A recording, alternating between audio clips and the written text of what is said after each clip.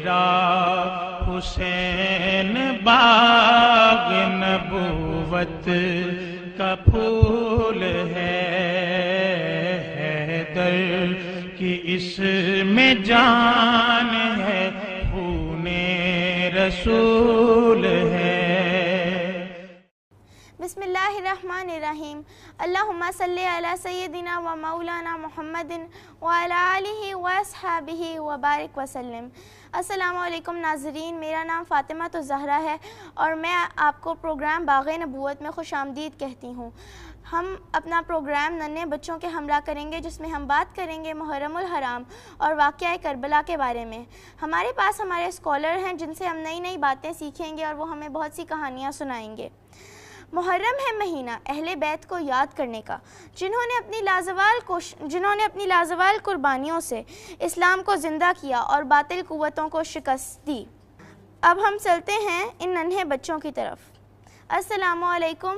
وعلیکم السلام ورحمۃ اللہ وبرکاتہ۔ پیارے بچوں، کیسے ہیں آپ سب؟ میں بھی ٹھیک ہوں۔ پیارے بچوں، آپ کو پتہ ہے کہ ہمارے آج کے اسکالر انکل مرتضیٰ ہیں؟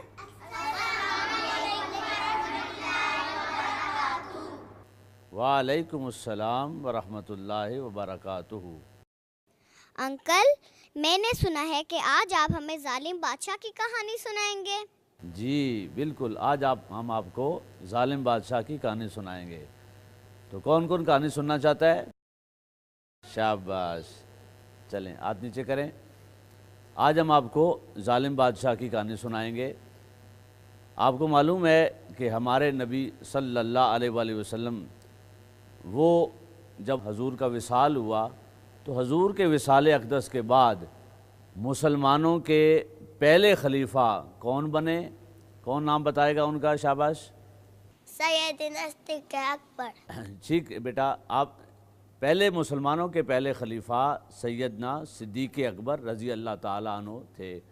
اس کے بعد دوسرے خلیفہ مسلمانوں کے حضرت سیدنا فاروق اعظم رضی اللہ تعالیٰ عنہ تھے۔ تیسرے خلیفہ مسلمانوں کے حضرت عثمان غنی رضی اللہ تعالیٰ عنہ تھے، اور چوتھے خلیفہ حضرت علی شیر خدا رضی اللہ تعالیٰ عنہ تھے۔ اس کے بعد حضرت حسن علیہ السلام وہ مسلمانوں کے خلیفہ بنے۔ اس کے بعد حضرت امیر معاویہ رضی اللہ تعالیٰ عنہ کا دور آیا۔ یہ اسلام کا ابتدائی دور تھا۔ اس کے بعد جس کی کہانی آج آپ کو سنانی ہے وہ ظالم بادشاہ مسلمانوں کا حکمران بنا۔ اس ظالم بادشاہ کا نام یزید تھا۔ کیا نام تھا؟ وہ مسلمانوں میں پہلا ظالم بادشاہ تھا۔ اس کے دور حکومت میں مسلمانوں پر اتنے ظلم ہوئے کہ اس سے بڑا ظالم بادشاہ دوبارہ مسلمانوں کی تاریخ میں نہیں آیا۔ تو یہ آج ہم ظالم بادشاہ کی کہانی آپ کو سنائیں گے، بتائیں گے کہ اس بادشاہ نے کون کون سے ظلم کیے، وہ بچوں پر کیا ظلم کرتا تھا، بڑوں پر کیا ظلم کرتا تھا، اور اس کے دور میں کون کون سے مظالم ہوئے۔ تو ہم ظالم بادشاہ کے اس دور یزید میں ہونے والے مظالم آپ کو بتائیں گے، تاکہ آپ کو پتہ چلے کہ وہ کتنا ظالم بادشاہ تھا اور اللہ اور اس کے رسول صلی اللہ علیہ وسلم کی کتنی اس نے نافرمانی کی، اور وہ جہنم جائے گا۔ کہاں جائے گا؟ انکل، دور یزید میں کون کون سے رائٹس چھینے گئے تھے؟ شاباش بیٹا، آپ نے بہت اچھا سوال کیا۔ دور یزید میں یا اس ظالم بادشاہ کے دور میں جو حقوق چھینے گئے تھے، ان میں سب سے پہلا حق اظہار رائے کی آزادی کا تھا۔ دیکھیں بچوں، آپ سارے بات کرتے ہیں نا، بولتے ہیں، آپ کی بات ہم سنتے ہیں۔ ابھی آپ نے سوال کیا، میں آپ کے سوال کا جواب دے رہا ہوں۔ تو یہ بات کرنا، سوال کرنا، اپنی رائے کا اظہار کرنا، یہ ہمارا حق ہے یا نہیں؟ بولیں، ہم سب کا حق ہے۔ تو یہ پہلا حق معاشرہ انسان کو دیتا ہے کہ وہ اپنی رائے کا اظہار کرے۔ تو ظالم بادشاہ یزید کے دور میں یہ سارے حقوق مسلمانوں کے ختم ہو گئے تھے۔ کوئی اس کی مخالفت نہیں کر سکتا تھا، اس کے خلاف کوئی بات کرتا تو وہ ظالم حکمران اسے قتل کروا دیتا۔ کیا کرتا؟ قتل کروا دیتا، اسے مار دیتا، اور اگر کوئی اس کی زیادہ مخالفت کرتا تو وہ کئی لوگوں کو قتل کروا دیتا۔ آج بھی آپ نے سنتے ہیں نا خبریں ٹی وی پر کہ دہشت گردوں نے اتنے لوگوں کو مار دیا، اتنے بچوں کو مار دیا۔ تو اس دور میں بھی وہ ظالم بادشاہ دہشت گرد تھا جو لوگوں کو مارتا تھا اور ان پر ظلم کرتا تھا، اور عزت، جان، مال کوئی کسی کی محفوظ نہیں تھی۔ وہ ہر ایک کی عزت لوٹتا، اس سے مال چھینتا اور ان کو قتل کر دیتا۔ تو یہ وہ ظالم بادشاہ تھا جس کے دور میں کسی قسم کے انسانی حقوق باقی نہیں رہے تھے۔ انکل، دور یزید میں کیسے کرپشن ہوتی تھی؟ شاباش بیٹا، آپ نے بھی بہت اچھا سوال پوچھا ہے۔ دیکھیں، آپ نے اس وقت آپ ٹی وی دیکھتی ہوں گی، خبریں سنتی ہوں گی۔ آج کے ہمارے معاشرے میں طرح طرح کی آپ خبریں سنتی ہیں کہ کئی طرح کی کرپشن ہے جو ہر معاشرے میں ہوتی ہے اور ہمارے معاشرے میں بھی آج موجود ہے۔ جیسے ایک سیاسی کرپشن ہے کہ جو ووٹ نہ دے، آپ کی حمایت نہ کرے، آپ اس پر ظلم اور زیادتی کرتے ہیں۔ دوسرا، ووٹ آج کے دور میں خریدتے ہیں، یعنی لوگوں کو پیسے دیتے ہیں اور پیسے دے کر ان سے کیا لیتے ہیں؟ ووٹ لیتے ہیں۔ اسی طرح کرپشن ہوتی ہے کہ جو پڑھا لکھا نہ ہو اسے استاد بنا دیں، جو تعلیم یافتہ نہ ہو، باصلاحیت نہ ہو، اسی کسی شعبے کا سربراہ بنا دیں۔ تو یہ مختلف طرح کی کرپشن ہوتی ہے، آج کے دور میں بھی ہے۔ اور یہی اس کرپشن کی ابتدا کرنے والا، سب سے پہلے یہ کرپشن کرنے والا کون تھا؟ وہ ظالم بادشاہ۔ کون تھا بولیں؟ ظالم بادشاہ۔ اسلام میں اس کرپشن کی ابتدا کرنے والا وہ ظالم بادشاہ تھا۔ اس ظالم بادشاہ نے کون سی کرپشن کی؟ اس نے پہلی کرپشن یہ کی کہ لوگوں کو اپنی بیعت لینے کے لیے، اپنے لیے ووٹ لینے کے لیے، خود خلیفہ ان کا حکمران بننے کے لیے اس نے لوگوں کو پیسے دیے۔ کیا دیے؟ لوگوں کو پیسے دیے، اور پیسے دے کر اپنے ساتھ ملایا، ان کے ووٹ خریدے۔ یہ اس نے پہلی سیاسی کرپشن کی۔ اور دوسرا اس نے یہ کیا کہ وہ خود ظالم تھا، لوگوں پر کیا کرتا تھا؟ ظلم کرتا تھا۔ تو اس نے بھی یہ کیا کہ جتنے ظالم لوگ تھے اس کے دور میں، اس نے ظالم لوگوں کو حکمران بنا دیا، گورنر بنا دیا، بڑے بڑے عہدے ان کو دے دیے۔ تو سارے حکمران، چھوٹے بڑے، سارے کون تھے؟ ظالم تھے، اور وہ خود ان کا سب سے بڑا ظالم بادشاہ تھا۔ تو اس نے جتنے گورنر لگائے وہ بھی جو ان کی مخالفت کرتا اسے مار دیتے، جو ان کے خلاف رائے دیتا اسے مارتے، اسے پہ سختی کرتے، اور لوگوں کو پیسے دے کر ان سے ووٹ لیتے تھے۔ نااہل اور کمزور لوگوں کو حکومت دیتے، حکمران بناتے تھے۔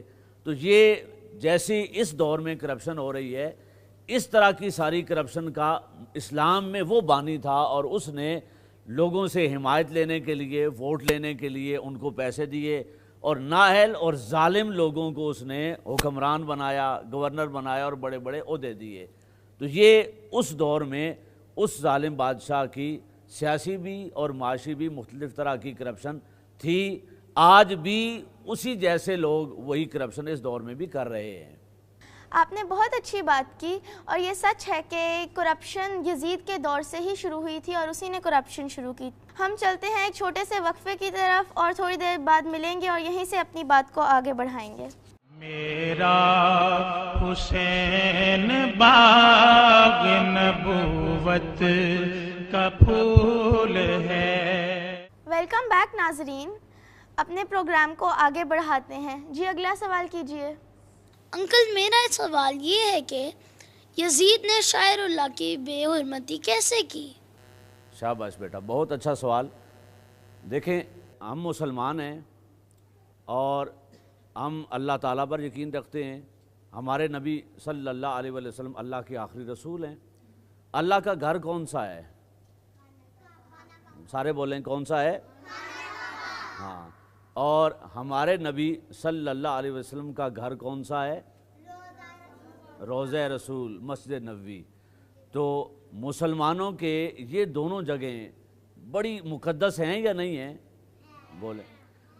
ہم آپ کے والدین لوگ مسلمان حج کرنے کے لیے جاتے ہیں، عمرہ کرنے کے لیے جاتے ہیں، تو وہ کس گھر میں جاتے ہیں؟ اللہ کے گھر میں خانہ کعبہ میں جاتے ہیں، وہاں جا کے ہم کیا کرتے ہیں؟ اللہ کی عبادت کرتے ہیں، کعبۃ اللہ کا طواف کرتے ہیں، وہاں اس گھر کے سامنے ہم سجدہ کرتے ہیں یا نہیں کرتے؟ سجدہ کرتے ہیں۔ تو ہمارے لیے سب سے مقدس دنیا کی جگہ کون سی ہے؟ اللہ کا گھر۔ سارے بولیں کون سی ہے؟ شاباش۔ تو اس کے بعد دوسرے مقدس جگہ ہمارے لیے اللہ کے حبیب صلی اللہ علیہ وسلم کی مسجد نبوی روضہ رسول ہے۔ تو کوئی مسلمان ان دونوں کی بے حرمتی کر سکتا ہے؟ بولیں نہیں کر سکتا۔ کر سکتا ہے یا نہیں کر سکتا؟ نہیں کر سکتا۔ تو ہمارے لیے یہ دونوں مقامات سب سے زیادہ مقدس اور قابل احترام ہیں۔ مسلمان وہاں جا کے سجدہ کرتے ہیں، اللہ کے گھر میں عبادت کرتے ہیں، اور پھر حضور نبی اکرم صلی اللہ علیہ وسلم کے روضے پر آپ کی سنہری جالیوں کے سامنے کھڑے ہو کر حضور کی بارگاہ میں سلام پڑھتے ہیں، حاضری دیتے ہیں، وہاں نماز ادا کرتے ہیں۔ تو ہم ان دونوں جگہوں سے محبت کرتے ہیں یا نہیں کرتے ہیں؟ بولیں۔ تو کس کس کی خواہش ہے کہ اللہ تعالیٰ کرے کہ وہ حضور کے روضے پہ جائے؟ ہاتھ کھڑا کریں۔ شاباش شاباش، سارے جانا چاہتے ہیں، چلیں نیچے کریں۔ اللہ تعالیٰ کرے کہ آپ سب کو آپ کے والدین کے ساتھ حضور نبی اکرم صلی اللہ علیہ وسلم کی روضے کی حاضری کی توفیق عطا کرے۔ اب میں جو آج چیز آپ کو بتا رہا ہوں وہ یہ کہ وہ ظالم بادشاہ اتنا ظالم تھا کہ اس نے حضور نبی اکرم صلی اللہ علیہ وسلم کے گھر روضہ رسول یا مسجد نبوی کی بے حرمتی کی۔ اور کیسے کی؟ اس نے 10,000 فوجیوں کا لشکر بھیجا۔ کتنے ہزار؟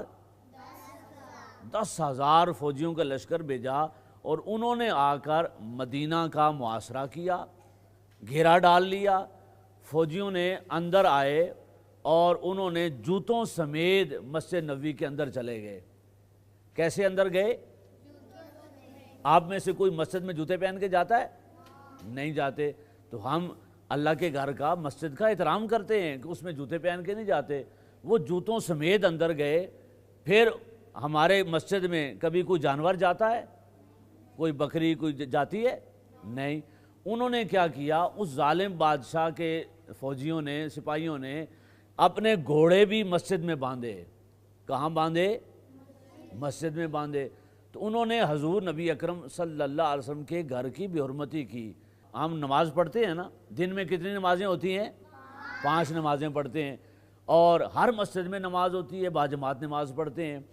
تو وہ مسجد نبوی جو حضور نبی اکرم صلی اللہ علیہ وسلم کا روضہ جس کے اندر ہے، جس کے اندر ایک نماز پڑھیں تو کتنی نمازوں کا ثواب ملتا ہے؟ 50,000۔ بولیں سارے کتنی؟ 50,000۔ ایک نماز کا ثواب 50,000 نمازوں کے برابر ملتا ہے۔ تو اس ظالم بادشاہ کے سپاہیوں نے 3 دن مسجد میں اذان نہیں ہونے دی، نماز نہیں ہونے دی، اور انہوں نے گھوڑے اندر باندھے اور جوتوں سمیت مسجد میں چلے گئے۔ تو انہوں نے کیا کیا؟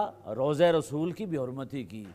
یہ بدترین گناہ ہے جو اس ظالم بادشاہ کے سپاہیوں نے کیا۔ پھر دوسرا انہوں نے کیا کیا کہ میں نے پہلے آپ کو بتایا کہ اللہ کے گھر کا نام کیا ہے؟ خانہ کعبہ۔ تو ہم وہاں کیا کرنے جاتے ہیں؟ حج کرنے جاتے ہیں۔ خانہ کعبہ کا کیا؟ ہاں شاباش، نماز پڑھنے جاتے ہیں۔ اور خانہ کعبہ کا کیا کرتے ہیں؟ طواف کرتے ہیں۔ تو طواف کرتے ہیں، اس میں عبادت کرتے ہیں، اللہ کو سجدہ کرتے ہیں، اللہ کا حج ادا کرتے ہیں۔ تو اس ظالم بادشاہ کے سپاہی جنہوں نے مسجد نبوی میں گھوڑے باندھے تھے، مسجد نبوی میں جوتوں سمیت چلے گئے تھے، نمازیں اور اذان بند کر دی تھی، انہی ظالم سپاہیوں نے اور اس ظالم بادشاہ کی فوج نے خانہ کعبہ کو گھیر لیا۔ کس کو گھیر لیا؟ خانہ کعبہ کو گھیر لیا، اور باہر سے پتھر برسائے خانہ کعبہ پر، آگ برسائی۔ اور یہ خانہ کعبہ جو ابھی آپ ٹی وی پہ دیکھتی ہیں، جو تصویریں دیکھتے ہیں بچے، اس کی دیواریں گرا دیں انہوں نے۔ اتنا ظلم کیا انہوں نے، اور اللہ کے گھر کی بے حرمتی انہوں نے کی۔ تو بیٹو، شاعر اللہ کی بے حرمتی سے مراد یہ ہے کہ وہ نشانیاں جو اللہ کی ہیں، اور اللہ کی سب سے بڑی نشانی زمین پر اللہ کا گھر ہے۔ اللہ کی سب سے بڑی نشانی زمین پر اللہ کے حبیب صلی اللہ علیہ وسلم کا روضہ ہے۔ تو یہ سب سے بڑی دو نشانیاں ہیں اللہ کی، اور یہ شاعر اللہ ہیں۔ تو اس ظالم بادشاہ اور اس کی فوج نے، ظالم بادشاہ کی فوج نے کیا کیا؟ ان دونوں گھروں کی کیا کی بولیں؟ بے حرمتی کی، توہین کی، اور اللہ کے گھر کی دیواریں اس نے گرائیں، باہر سے پتھر برسائے، آگ اس کی فوج نے برسائی۔ تو یہ اللہ کے گھر کی توہین اس بدبخت نے کی، تو اللہ تعالیٰ نے بھی پھر اس کو سخت سزا دی، ایسی سزا دی کہ وہ سخت بیماری میں مبتلا ہو کے مر گیا، ہلاک ہو گیا، اور آج تک ساری دنیا اس پر لعنت کرتی ہے۔ کیا کرتی ہے؟ لعنت کرتی ہے، اسے ظالم بادشاہ سمجھتی ہے، برا شخص سمجھتی ہے۔ اور وہ اس نے اور ظلم یہ کیا کہ یہ تو میں نے بتایا نا کہ شاعر اللہ کی یعنی خانہ کعبہ کی اور مسجد نبوی کی بے حرمتی کی، تو حضور نبی اکرم صلی اللہ علیہ وسلم کے جو سب سے پیارے نواسے حضرت امام حسین علیہ السلام تھے، ان کو اور ان کے سارے خاندان کو اس بدبخت نے کیا کروایا؟ شہید کروا دیا۔ بولیں کیا کیا؟ ہاں، تو یہ بھی اللہ کی نشانیوں میں سے، یعنی حضور کی آل اور امام علی مقام امام حسین علیہ السلام تھے، تو اس نے خانہ کعبہ کی بھی بے حرمتی کی، مسجد نبوی کی بھی بے حرمتی کی، اور حضور نبی اکرم صلی اللہ علیہ وسلم کے نواسوں کو، نواسے سیدنا امام حسین علیہ السلام کو شہید کیا۔ تو یہ اس ظالم بادشاہ نے اتنے ظلم کیے، تو ایسا ظالم بادشاہ اللہ اسے معاف کرے گا؟ بولیں نہیں۔ وہ جنت میں جائے گا کہ جہنم میں جائے گا؟ جہنم میں جائے گا۔ تو ہمیں اللہ تعالیٰ ایسے ظالم لوگوں سے بچائے، اور اپنے نیک اس معاشرے میں اللہ تعالیٰ ہمیں بھی نیک اور صالح حکمران عطا فرمائے اور اچھے بادشاہ عطا فرمائے۔ جی سر، آپ نے بالکل صحیح بتایا کہ یزید ایک بہت ہی ظالم بادشاہ تھا۔ اللہ تعالیٰ ظالموں کی رسی کھلی تو چھوڑتا ہے، لیکن آخر میں پھر پکڑ بھی انہی کو آتی ہے۔ آپ نے ہمیں بالکل صحیح بتایا۔ ہم آگے چلتے ہیں اپنے ٹریبیوٹ کارنر کی جانب، جہاں ایک بچہ آ کر منقبت پڑھے گا۔ آئیے۔ اللہم صلی علی سیدنا و مولانا محمد، اللہم صلی علی سیدنا و مولانا محمد، اللہم صلی علی سیدنا مولانا محمد وعلى آلہ وصحبہ وبارک وسلم۔ حسین تیرے لہو کی خوشبو فلک کے دامن سے آ رہی ہے، حسین تیرے لہو کی خوشبو فلک کے دامن سے آ رہی ہے۔ خون ناحق کیوں کر چھپے گا، خون ناحق کیوں کر چھپے گا، جسے دنیا چھپا رہی ہے، جسے دنیا چھپا رہی ہے۔ حسین تیرے لہو کی خوشبو فلک کے دامن سے آ رہی ہے، فلک کے دامن سے آ رہی ہے۔ اور یہ خون خطبہ سنا رہا ہے، یہ کس کی آواز آ رہی ہے، یہ کس کی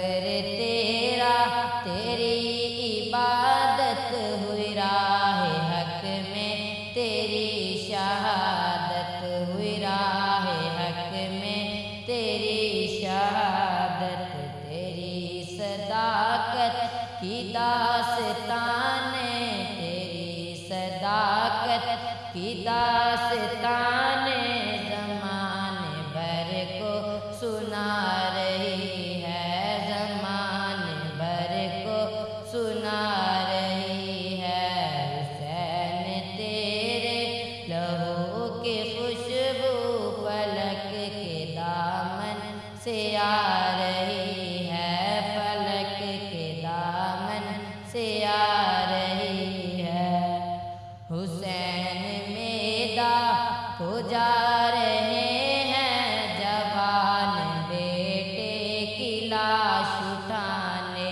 جوان بیٹے کی لاش اٹھانے مگر ضعیف قدم قدم پر مگر ضعیف قدم قدم پر اٹھا رہی ہے بٹھا رہی ہے حسین تیرے لہو کی خوشبو فلک کے دامن سے آ رہی ہے فلک کے دامن سے آ رہی ہے۔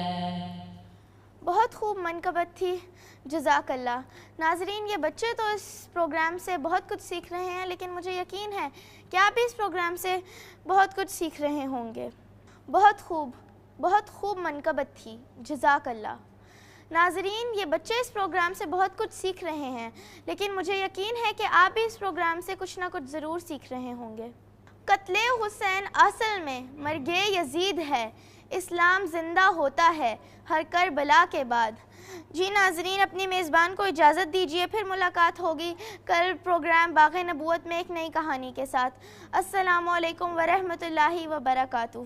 میرا حسین باغ نبوت کا پھول ہے، حیدر کی اس میں جان ہے، خون رسول ہے، حیدر کی اس میں جان ہے، خون رسول